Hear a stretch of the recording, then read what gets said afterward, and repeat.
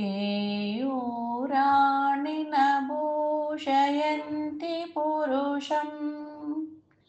हारा न चन्द्रोज्ज्वला न स्नानं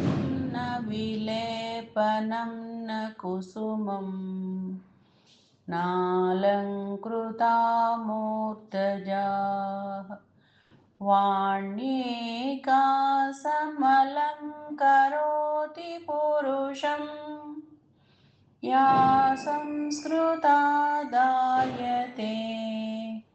क्षीयन्तेऽखिलभूषणानि सततं वाग्भूषणं भूषणम् या कुन्देन्दुतुषारहारधवला या शुभ्रवस्त्रान्विता या वीणावरदण्डमण्डितकरा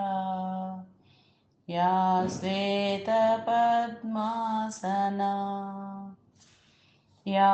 ब्रह्माच्युतशङ्करप्रभृतिभिः देवैः सदा पूजिता सा मां पातु सरस्वती भगवती निःशेषजाड्यापहा।